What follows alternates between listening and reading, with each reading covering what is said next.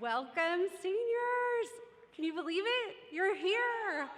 So exciting. Congratulations. It is my honor to be here with you tonight.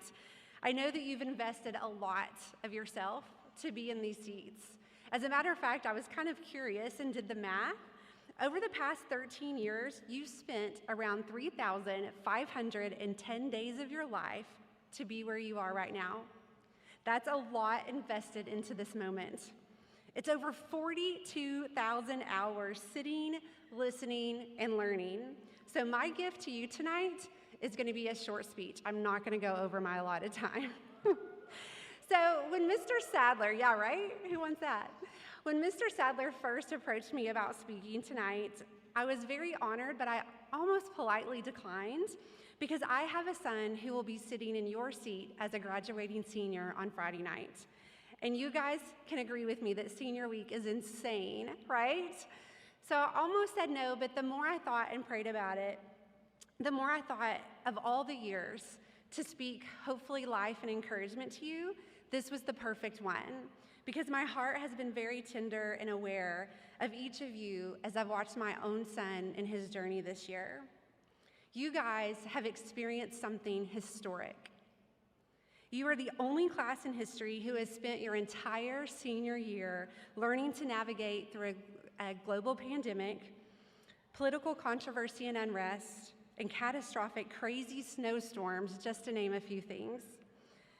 Hardship builds character, and you guys have developed characteristics that will serve you well throughout your life. You've already proven you're capable of hard things. You're adaptable to new situations. You're stronger than anyone realized. You're resilient, you're resourceful, and you're able to pivot into creative solutions when challenges arise. These values will serve you well throughout your life. If you'll imagine your life like a great book, only the first few chapters have been written. You still have over 3/4 of the book left to write. The rest of the story is up to you at this point. Tomorrow begins a new chapter. The pages are blank. Do you want to continue to write the story you've begun, or do you want a complete plot twist? When we were kids, there were these books that were choose your own adventure books. The foundation was laid, and then you could choose 2 or 3 different places to go in the book for completely different endings to the story. This is the part of the book where you are right now. You get to choose your next adventure. Who will you be? What does the story tell? One of my favorite books is The Traveler's Gift by Andy Andrews. He goes back through time to famous people in history, and he asks them for their words of advice to be successful and happy in life. And one of my favorites is King Solomon. He advised, listen to the counsel of wise men, choose your friends with care, be a servant to others, and seek wisdom. I think that's great advice. Our family has moved a lot throughout the years, and one of the things that I hope my kids have learned through that process is that there are good people doing good things everywhere. You just have to find them. Learn to be a good friend wherever this journey in life takes you, but be careful who you give a voice to in your life. They say you're the average of the 5 people you spend the most time with, and they are correct.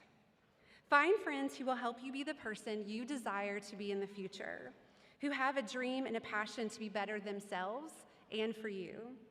Sit with the dreamers and the doers because the conversations are different at those tables. As you go into new peer groups, whether it's in college and higher education or maybe into a job setting, know that you can be whoever you want to be. It's a fresh start, a new beginning. What do you want your reputation and the story of your life to be? You can be anything, but I want to encourage you to be kind, be honest, be selfless, be helpful, be someone who makes a difference in this world. Be reliable, be accountable. Don't allow space for the naysayers and the haters. Life's too short for that. Develop really thick skin, but a tender heart. You alone are responsible for your actions and your reactions. As the great philosopher Dumbledore said, It's not our abilities that show who we truly are, it's our choices. At the end of your life, you'll see that it's just a sum of the choices you've made every day. So live intentionally, or life will pass you by. If you don't choose to live life intentionally, you'll be left with whatever scraps life wants to throw at you. Always be a student, humble, and ready to learn. And the more you learn, the more you'll be humbled because you'll realize how little you actually know. Lasting success doesn't happen by chance. You can't hit a target you're not aiming for. It happens with hard work, determination, consistency, and a plan. As you run your race in life, stay in your lane. Don't measure your life compared to others, especially the skewed highlights that we see on social media. Learn to celebrate others. Be inspired by them. Don't feel less than. Comparison isn't just the thief of joy. It's the thief of everything positive. Keep your eyes on your own purposeful path. Celebrate progress and not perfection. Learn to be grateful. Gratitude really can change everything. And don't fear failure. Fear looking back and wishing you had moved forward and made a difference in your life. Take risk. Be adventurous. But do it in a wise way. Do it with wisdom. Do it when it blesses others, not when it causes harm to you or to those around you. At the end of your book, when your story of your life is completed, what did you choose to write? You're not in control of all the circumstances that life will throw at you, but you are in control of your responses and how you'll be known. The legacy you leave is less about the grand things or that you didn't accomplish in life, and it's more about the way you treat people every day. My mom dedicated over 20 years to serving Princeton ISD.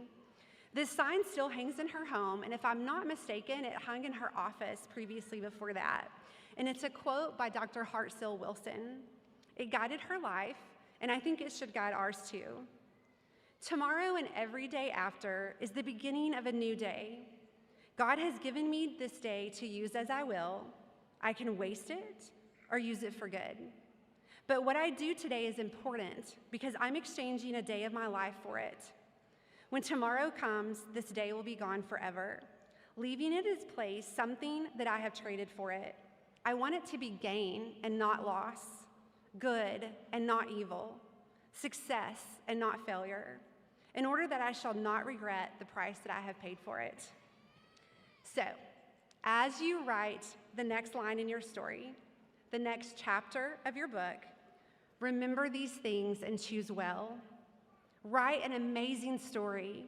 Adventures await, discoveries of life, love, gain, and loss remain to be written. But remember the lessons you've learned this year and live life intentionally. You are in control of you. No matter what the world throws at you, you are capable of pivoting and making the best of it. You're in control of the story that is your life. Go and make it amazing. Thank you, guys.